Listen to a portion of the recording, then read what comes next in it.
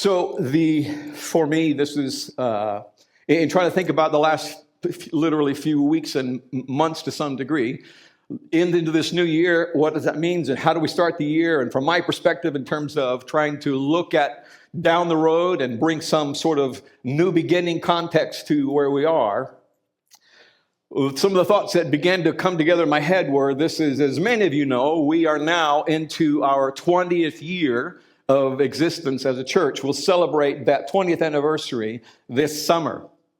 And so that's worth celebrating. And I'm 20 years older. That's not worth celebrating.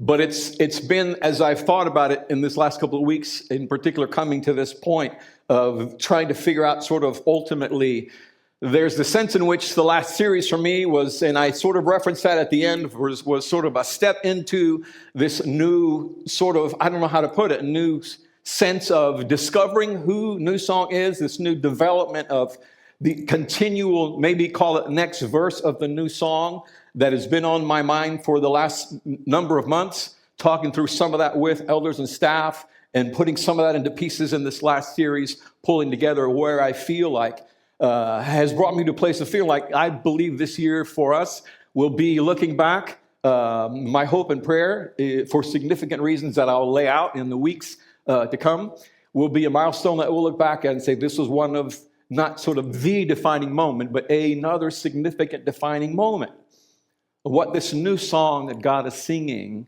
here. And so I'm grateful to get to share that with you. Have been grateful. Some of you have been here since day one, 20 years ago, and so we got old together.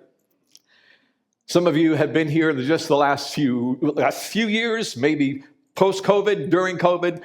Some of you months, some of you weeks, and it's just thrilling to me always to get to be here with you. And so what I felt compelled to do was essentially walk into a series that we're calling This Is My Story. A vision series, if you would, and kind of a two-stage thing for the coming weeks to set up, essentially, sort of two stages of things. The first section of that, the first part of it, will be a handful of weeks on where we've come from. And then ultimately sequence into some conversation about where I believe God is leading Newsong and in new ways of retextualizing our understanding of what it means to be followers of Christ and living that way. And so for those of you who maybe like me grew up in church, I was talking to Kelly about trying to figure out how to title this thing so that it made some sense, but also had a little bit of context to it. It was her idea to say, let's call it This Is My Story, because she and I both, and some of you did grow up in church, and that's reminiscent of an old hymn that used to sing, this is my story, this is my song.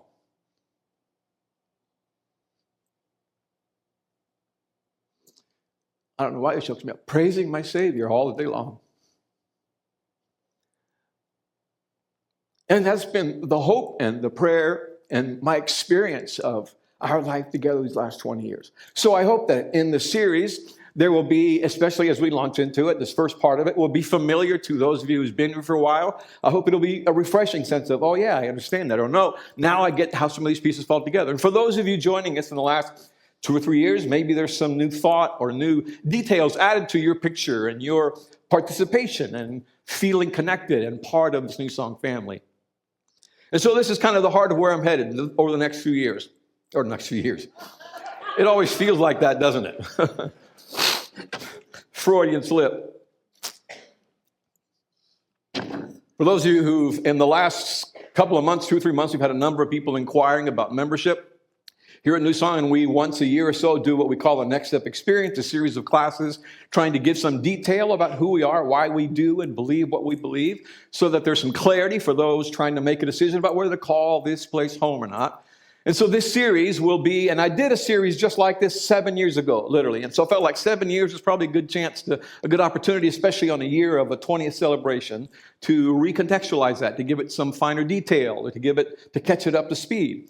And so this is essentially at least this first half of the series will be much more detailed and inclusive of some of the most significant details that we cover in the Next Step Experience. I hope that you'll benefit from that as you're considering, or maybe would consider, calling this place home, calling this place your family and community. So just trying to give you some emphasis again of why I feel like it's a great opportunity to kind of walk through this together. So we We talk around here often about story. We just sang about story. The great story of God is always at work in us. And so, as I mentioned, this part of the series, I want to start with this idea of where we've come from. And maybe it would be for this reason. I don't think this would be new information to anybody. You can't really know who you are until you know where you've come from. If you understand the weight and power of story shaping your life, there's a reality to that if you don't have the greater clarity you have about sort of all the influences and all that created who you are and what drives you, it's significant because everybody has a story that shapes who they are becoming. Every individual, every community. Newsong has its own story. 20 years into this story, we are not the same community in many ways that we were 20 years ago. Lots of ways, lots of reasons, some of it by intention, some of it through unforeseeable events, some of it through challenging circumstances, but none of it as a surprise to the Spirit as we've continued to rely on the Spirit each step along the way. It's always been the deepest desire. And so that's the expectation, a necessary and ongoing question of what kind of person or community are we becoming? And so, as I said, the next few weeks we'll talk about this from the perspective of who are we and sort of where we come from. And then at the end of this 5 or 6 weeks stage of that, we'll do a Q&R as we do from time to time, which basically means it's the reminder to invite you if along the way something that I say or don't say or need clarification on, and you'd like for us to talk about that, feel free to submit a question. I mean, you can drop it in the joy boxes, just surprising you. So let's see if you're awake. In the back, I'll explain those later if you're new. In the boxes around you, you can go to the app. There's a link on the very first page of the app that says Ask Dave, and you can put the submitted question there. You can do it anonymously if you like that way, if that's helpful to you to want to ask those things. You can send me an email, dave@newsong-fellowship.com. I think it's in the weekly in the program that you have. So I invite you to be thinking about as I'm walking us through the next few weeks, processing some of what we're the things that are sort of why we do what we do, who we are becoming, where we've come from, that may raise questions or may give you some insight that you want to ask about. It's the invitation always to do that, to feel like this is, in some ways, a dialogue. So, as I did the last time, I want to open then this story, this series, by sharing some of my own story, where I've come from and some of the realities that I've learned along the way as part of the power of story for shaping who we are. And so I would say again, I learned several years ago this reality about story, and I've talked about it a lot, so it's refreshing. It's maybe not refreshing. Some of you have heard it. From some of you, this is sort of more clarity about why I talk about story so much. James Bryan Smith, author of The Good and Beautiful God, writes, "Story is the central function of the human mind. We turn everything into a story in order to make sense of life. We dream in narrative, we daydream in narrative, we remember, anticipate, hope, despair, believe, doubt, plan, revise, criticize, construct, gossip, learn, hate, and love by narrative. In fact, we cannot avoid it. We are storied creatures. Our stories help us navigate our world to understand right and wrong and to provide meaning. In fact, our stories, once in place, determine much of our behavior without regard to their accuracy or helpfulness." Think about that. Our stories, once in place, determine much of our behavior without regard to their accuracy or helpfulness. And once these stories are stored in our minds, they stay there largely unchallenged until we die. It has to be an intentional journey. And so science tells us we are hardwired for story. It's the way God designed us to make sense of the world around us. And so it's why it's so significant in understanding how its impact on our own lives, on our faith, on our relationships, on the way that we move and live. It's built into our DNA. It's our primary sense-making device. And here's why that matters, pulling this together. Understanding the power of story and shaping our lives is critical to not only understanding where we've come from, but for determining what story we will choose to determine who we'll become. And so I want to share with you my story. Some of you have heard it, some of those details, and I'm glad you're here, because if I get it wrong, you can correct me. I'm at that age. I was born into a family of ministry as far back as I can remember. I was born into a family where my dad was in seminary at the time, and eventually moved, graduated from seminary, pastored here in the States a couple of places, and when I was a child, we moved to Argentina. We left the country in 1969. Argentina is where I met my wife, Shelley, whose parents also are missionaries down there. We've known each other since we were about 13 to 14 years old. Met there because our parents were working together.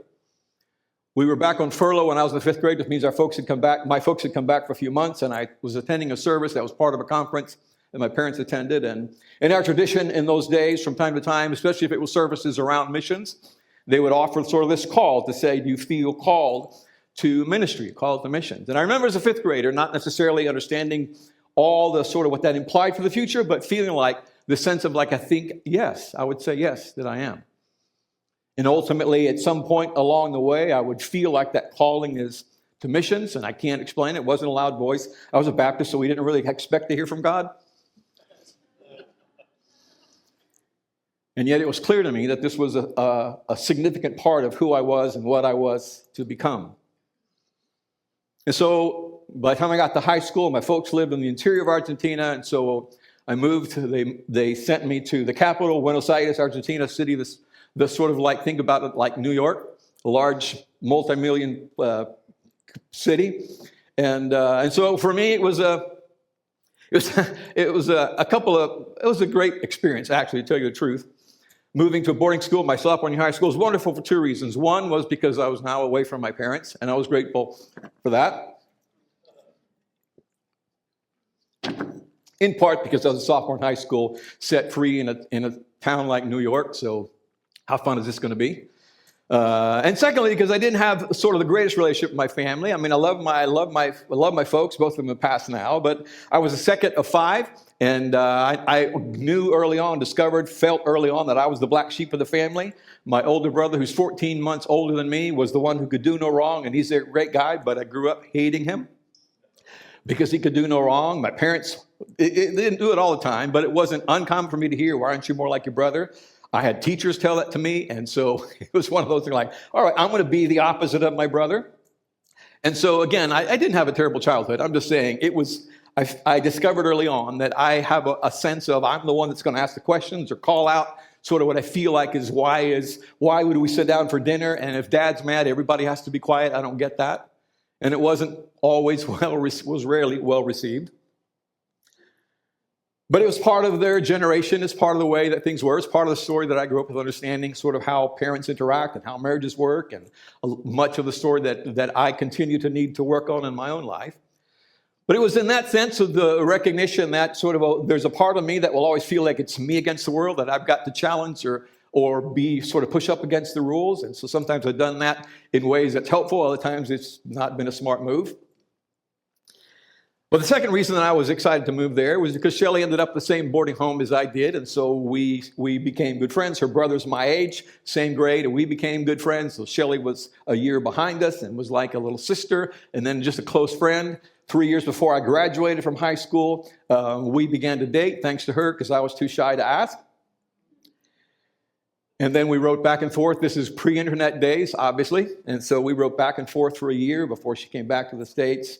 And 1983, at the end of my junior year, we got married. And so that whole journey of Argentina and growing up sort of in a different culture, but also at the same time in the freedom of this massive city and in the sort of the environment of boarding home has been really a significant, beneficial part of my story for all those reasons. I get to have the life and the family that I do because of that.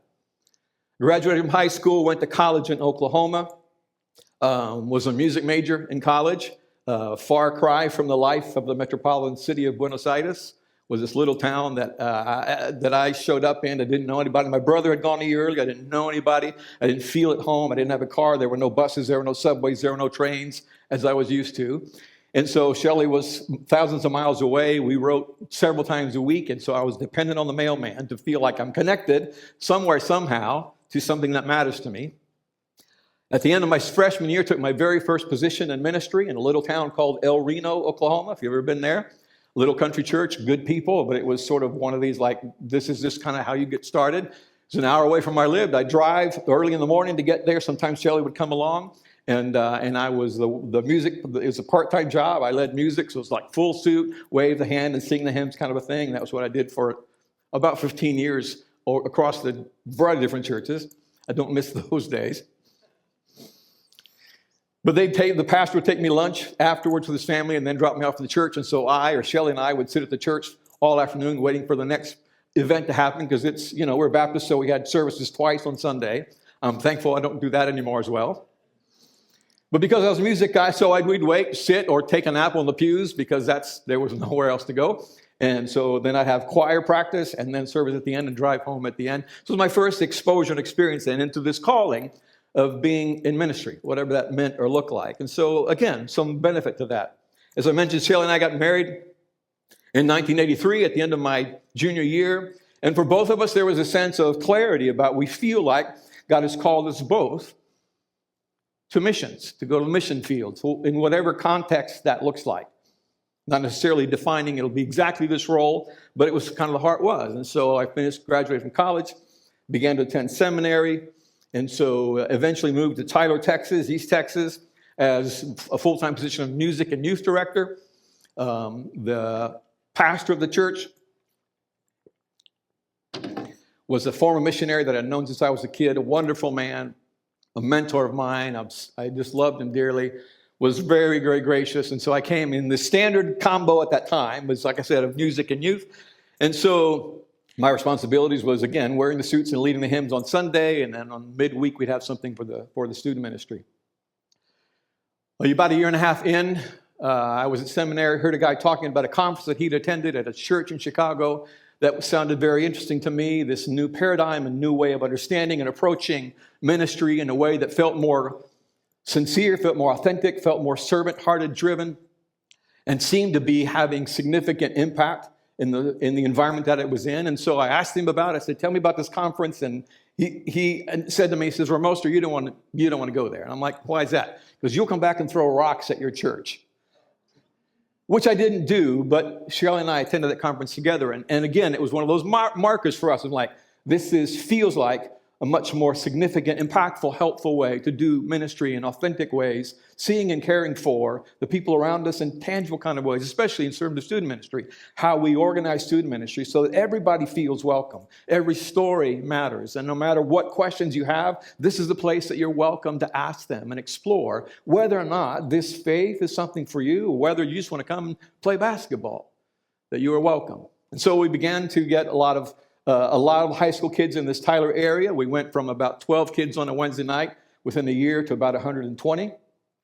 Had 30 youth workers, couples that were older than most of them were older than Shelley and I. And so the ministry grew, was flourishing in the middle of this. It was just sort of this same journey while that's flourishing and we're growing and learning new things, sort of the experience of trying to wrap up seminary and figure out what's it going to look like to transition into missions. This happening basically at the same time. And as I was getting to the days of wrapping up sort of my master's work, which was happening in Fort Worth, and I was driving back and forth twice a week from Tyler's, 2.5 hours one way. Life was busy. We had the 2 boys, and so Shelley's growing up trying to raise the boys with me as a full-time dad, full-time student, traveling 10 hours a week just to try to get school done. And one of the students that had begun to attend approached us and said, I want to be a member of the church. And he's a really great guy. Everybody loved him. He was a star athlete, star football player, went on to play pro football. His name was Tremaine Mack. He's a black kid with lots of talents, really smart kid, charismatic kid. When the youth would meet, the just 7th graders and 8th graders would hang all over him and laugh and play. Sweetest kid you ever met.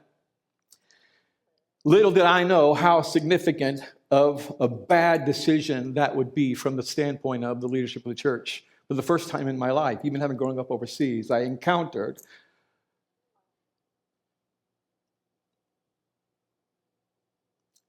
overt racism like I never expected. Not a hint that could happen. And so before I knew it, we're in the throes of the power of the church, which was the deacon body, which was pretty standard in the denomination that I grew up in. We're more decision makers and servants of the church. In my experience, I'm not saying every church is that way. I'm saying that was my experience. Because we had a number of Hispanic kids, we had a number of black kids, we had a number of kids that weren't sort of the desirable kind of kids in their eyes. I began to hear that they were very upset with the growth of what was happening there. And I went to my pastor and asked him, if I'm doing anything wrong, please let me know. I'm not trying to do anything to create waves. That's the black sheep of me as it tried to just do something. And he was very affirming, said, the church is happening where you are. You keep doing what you're doing, and I'll do all that I can to sort of try to keep you protected from what's happening. Eventually, I was called into a meeting with the deacons in which I was sort of reprimanded on a number of levels for what was happening out there. And finally, one of the men said to me, you don't know the power you would have if you would just get in line with these men in the room. And the only thing that came to mind to me was, I have no interest in the power you're talking about. And I have no interest in doing anything to threaten the church. I don't know what to tell you. And so there was this growing tension. And as I came to the pastor about it, literally within a few weeks of when that erupted, the pastor, who was an older man, he'd retired, but he was in really good health, all of a sudden got sick, went in the hospital. Within a week or so, he died. And none of us saw it coming. And I knew then, I felt strongly, this is a T in the road. This goes one way or the other. I just finished up my master's work, and all the avenues that had been on the table for pursuing the mission field at that point had dried up for a couple of reasons, a variety of reasons. We were unsure about that, just knowing there's a T in the road, and this situation here goes one way or the other. But neither one of them feels like what we'd want to have happen. So our prayer became, God, give us direction. Tell us what you want us to do. And if we know that it's you, the answer is already yes. Come what may. It's yes. And so as we prayed, I got a call from someone that I knew as a former missionary, also in Argentina. He was a former missionary in Argentina, who called to express condolences for the loss of the pastor because he'd known him too as a missionary kid in MK, growing up as we did. Started turning into a conversation of he was looking for someone to come and play keyboard, start a band at his church. He had moved to start a church. We had been in college together as well, played some soccer together. And so I asked him where he was, and he had moved to this area, wanted to start a church. So I said, I don't know anything about I don't know what God's doing. Here's where I am. I'm not looking for a job, but I'm looking to make sure that I don't miss God's voice. We had a conversation about the possibility. I said, I don't want a job. I just want to make sure that I put this on the table. He said, I don't know. We're looking for part-time, maybe college student, but I'll ask and see. A couple of conversations later, we were planning a move to Illinois, which at the time felt like, hey, God, this is really a left turn. Like it was supposed to be Argentina or maybe Venezuela or somewhere Spanish-speaking, because we know the culture. We love the people. We'd love to raise our kids in a different culture as we got the experience to do. And it was, nope. Illinois. Thank you, Jesus, that you know what you're doing. But it's one of those, okay, so I guess missions is put on hold. But we said, God, if you know it's you, the answer is yes, come what may. And so this is a definite. We're going. We know that God is in this, and what we need will be there as we go. And so we came. So for 12 years, we participated in ministry in this church that grew from about 100 when we came to over 1,200 and 3 services. And much of that was just powerfully significant. Obviously, it's difficult at that point. We're at 3 services. My first exposure to a megachurch model. So there was a driving pace underneath it all, part of sort of what fueled sort of my experience of the reality of, we talked last series, of hurry sickness and feeding into my own workaholism tendencies that I inherited in my story. So I was responsible for multiple areas, dozens of volunteers. I was burning out. I began to realize, and coming up on my annual performance review, which was a standard thing. And so I put that on the table. I said, I'm burning out here And I've asked if I can get interns for this or can pass this off to somebody. And again, what came back was, I just need you to step it up. And I knew then, this is another T in the road. This goes one way or another because I can't. And so all I knew to say was, my biggest fear is one day you're going to get a call that says Dave's in the hospital and we don't have any idea what to do. And my biggest fear for you is that we'd get this phone call that says you're in the hospital. Because the way the system is designed, there's little trust for the ability to pass along leadership. And so a few months later, trying to work through that, trying to stay listening to God's direction in our lives, feeling very committed to, I love what I get to do. I love the people that I get to do this with. So fulfilling. Every so often, once a year at least, our staff would read through one of the top business books of the year, just for leadership principles. I understand that. We were reading through this book by a guy named Patrick Lencioni. It's called 5 Dysfunctions of a Team. So they talked about, these are things that a dysfunctional team should do better, or that a functional team does well, however you want to look at it. You understand the concept. And so in reading through it, I knew the anticipation because it was always an expectation. We read through this book because we're going to learn how to continue to improve, naturally. One of the dysfunctions of a team, one of the 5, is that it lacks healthy conflict. It doesn't mean that people don't ever argue. The idea was essentially this, that the best ideas always surface through the reality of healthy discussion, of disagreement, of different views and different positions to say, well, let's talk about this and sort of tease it out together and have these discussions that sometimes may feel heated, but we all want the same thing. We want the best ideas to surface so that we're moving towards, on the same page, the best possible way to move forward in this next scenario. And the structure that we were in, it wasn't how it worked. I'm not saying it was wrong. I'm just saying it was a different structure. It was a top-down power structure where all of the staff was given directives, so you're going to do this, and this is how you're going to do it. And there wasn't any conversation about sort of what do you think about this if we're going to do this as a church. It was always, here's what you're going to do, here's what you're going to do. And we knew that. And so I asked the day before we were going to discuss the book, having finally read it. So I'm assuming the goal is the same, that we're looking basically to learn from the model and be better by it. So yeah, absolutely. So when it came time, we sat down and the question was asked, so what do we think about the book? And a lot of affirmation about some of the good, solid ideas that were there. And so I made the statement. I said, I think the book has been great. I feel like we've got some room to grow, but I feel like it's been really helpful.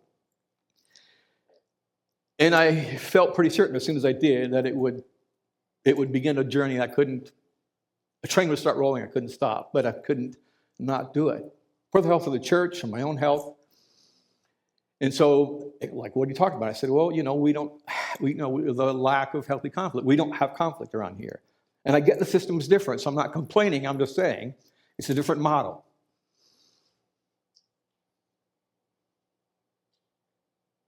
But I knew if I put this on the table, it does, as I said, there's this unspoken rule, don't ask questions, don't rock the boat. And it was another one of those affirmations that I'm the black sheep, and sometimes the rules I need to understand or question, and especially where I was at the time emotionally. And so it turned into a reprimand with given a month to sort of get in line. And the other unspoken rule is don't tell anybody about this. And so I made a decision, I'm not going to violate that rule unless somebody comes to me and asks, that's a friend, and asks me caringly. I'm also not going to keep them from caring for me because our family needs it. So over the course of the next couple of months, a handful of leaders in the church came forward and said, you doing okay? And I said, if you're asking me, I'm going to tell you. But you and I both know that's not supposed to happen. They said, tell me. So I would share my story, and they'd say, man, this is fixable. We can have this conversation. I said, okay. I said, I hope so. I really do. And sometime in the next couple of weeks, apparently the word got back around, and I was called into the office and told, gather your stuff, you're gone. Turn in your computer tomorrow. So my family gathered that night with a couple of friends, prayed for the church, gathered our stuff, prayed that God would give us what he always did, direction. Wisdom. And he gave us what we need when we needed it. Missions sort of was seemed like, okay, maybe this is the time. This is when we go to Argentina. If that's what it is, God, yes. Argentina, Alaska, even Arkansas.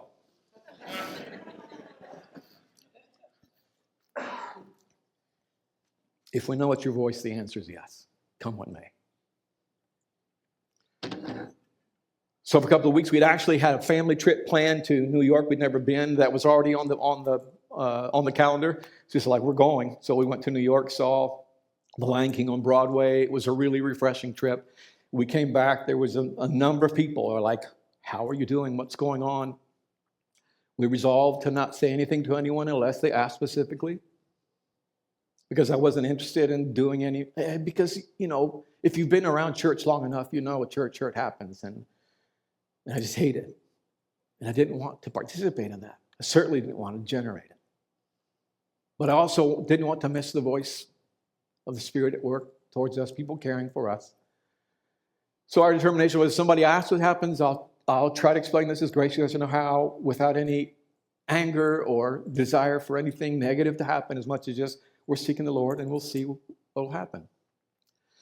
So in the midst of that, my family went out to dinner one night and we're talking about, maybe, Shelley and I were talking, should we, what are the options? Well, maybe you can put out your resume here. I said, I might. I said, but that's Oklahoma. I don't know that I want to go to Oklahoma. I don't feel definitely led to go back to and it's not the appearance, but the suit and tie lead hymns thing. I mean, the whole structure of that, I feel like doesn't match who I am or who we're becoming anymore. And so it's God. It's not a no. It's just I just need to know clearly.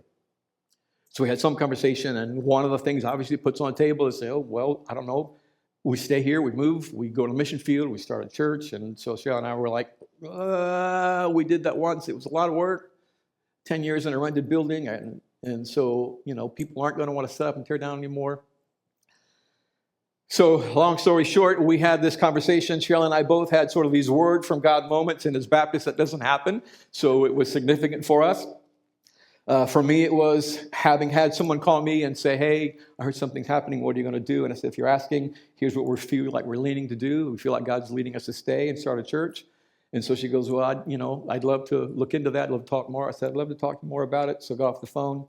Later that day, I got an email from her, and she just said, by the way, we'd met with my family a week or so before out to eat. And I said, if God leads us to start a church, I have this name on mine, Newsong Fellowship. I'm a musician, and I feel like, the Psalms multiple times says, sing unto the Lord a new song. And it's in part about the fresh aspect of worshiping God. It's also part of sort of this idea of God's story is always moving forward. He's always telling a story. And I feel like there's just this sense in which this could be a fit. So we all felt like, that's a really good name. But we hadn't told anybody. So I had the phone call with this lady, and that night I get the email days after that conversation with my family. And she says, I've got a friend in, I think it's California, Colorado, C-State. And she said, I told her your story, and my friend said to me, would you give him, I have a word of the Lord from Lord from him. And again, I was like, okay, I'm listening, God. I had said, I know it's you, and then I'm listening. And she said, my friend said to tell you this. The Lord is the same, but he does new works. Sing to the Lord a new song. And I was like, okay, I heard it. I hear it. So I shared that with our family. We cried together. Felt like this is it. This is the Lord speaking. And that's how we became. That's where the Newsong Fellowship name comes from.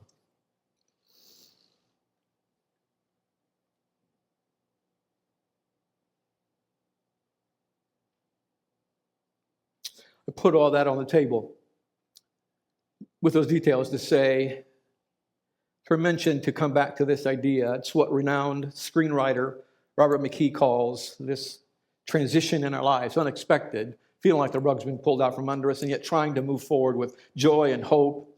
And I'm so grateful those first few months of Newsong. We prayed every Sunday for this other church and for the people that were there, and God brought this joy to Newsong from the very beginning that was just so life-giving to us. But all of us had these moments where it feels like life pulls the rug out from under you. And screenwriter, storyteller Robert McKee calls it an inciting incident. And he says it this way, essentially, an inciting incident is a major event in a story that disrupts the balance of forces in the protagonist's life. The event sets the story in motion by introducing a crisis that is urgent, life-changing, and out of the protagonist's control. And I'm like, yep, I remember some of those in my life. It happened in this church, then it happened in that church, and here we are again. But everybody, you see, everybody at some point has those. They come at some point sooner or later, often without warning. It's a cancer diagnosis, it's a car wreck, it's the crash of the market or your marriage. It's a global pandemic that takes loved ones or your livelihood. And the life that you thought you had that was supposed to go up and to the right is now off the table, at least in that format. But here's what Shelley and I have been reminded of each time it's happened. It's this: every inciting incident is an opportunity to live a better story. I mean, that's the anchor of hope of this faith, is there's nothing that comes to us that isn't for us. When Paul tells us that God works all things together for good for those who are loving him, he's not saying it means the whole journey is going to be fun. The idea there of good is, again, the Hebrew perspective of Torah, that it's going to work out for who he designed you to be and to fulfill your purpose. And the ups and the downs will bring that together because of who he is. If you're listening, if you're taking the steps towards him. And so within a couple of weeks of those words, we started this place called Newsong Fellowship, our first official service, September 11th, 2005. We're looking forward to celebrating that one this year, by the way, in a big way. So just know it's coming. But the guiding principle was always the same: to lift up Jesus. I remember central to all the things that I knew I didn't know about starting a church. I didn't know about, Shelley asked me one time, can you even preach? I'm still wondering whether that's true or not, whether I can. Thank you. That's encouraging. But for me, it was very clear that the central point that it came down to was just lift up Jesus. Point people to Jesus. And everything that doesn't line up with that, it's got to be rethought. And if it needs to go, it needs to go. If that part of my understanding or that part of my own religious heritage gets in the way, it doesn't mean it's all bad. It just means it's not where I need to be anymore. It doesn't need to shape who I'm becoming, who we're becoming as a family, or this new church as a community anymore. And so it was always central to the conversations. Is this pointing people to Jesus? And is there anything in the way? Is it about the language or about the process or about its history, about what it implies, about sort of the love of God for people that gets in the way? Then let's not do that. Let's let that be somebody else's thing. It was always a guiding principle. Some of you have had your journey of sorrow as well, your own inciting incident. And you've learned what our family came to learn on the other side. That those incidents are the kind of incidents where you wouldn't wish them on your worst enemy, because it was so much like death and mourning and loss and sadness for you that you don't want anybody to go through it. But at the same time, you would say, but I wouldn't trade it for the world. And I wouldn't. And my family, each one of them, we've had these conversations numerous times over the years, wouldn't change it for the world, wouldn't trade it. To know where we've come from, to see what God is doing, not just in us, but as we participate in this community, this family called Newsong. We wouldn't trade it for anything. The journey of these past 20 years has been, as life always is, filled with highs and lows, joys and sorrows, peaks and valleys.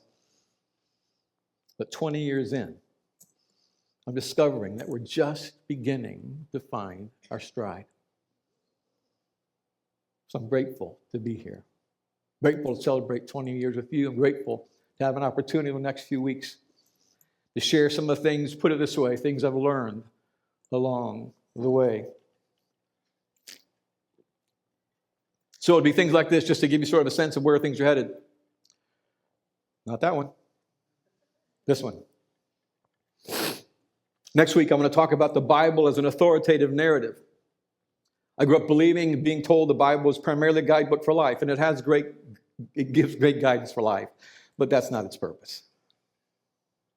And so I want to unpack that more, how my perspective on what I believe fundamentally the Scriptures offers as a value, as the inspired Word of God to give us insight into the experience of the life Jesus keeps saying is available in Him, and how that shifted for us, and so that you can know or hear it again or hear for the first time with some clarity. This is what drives me when I'm reading through, when I'm studying, when I'm teaching what I believe is being taught from what I understand the Bible to say. It's always from this perspective of the Bible as this narrative of God's goodness and His movement in the world and what that means for us. Well, next week I'll talk about the purpose of Jesus' life. That's much more than just Jesus came to die, which is what I was was the word of understanding. This is why Jesus came. He came to die. Well, yes, but no.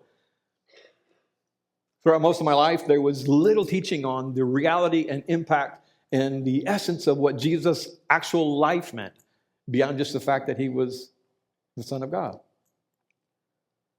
I want to talk about the gospel of Jesus versus the gospel about Jesus. I want to talk about what you've heard me say, if you've been around for any time at all, what it means when we talk about how the impact of the life and teaching of Jesus means to participate in the life that He offers. We have to want more than to be just a good person, to become the kind of person through whom goodness flows, what that means and why that distinction is critical for a vibrant faith.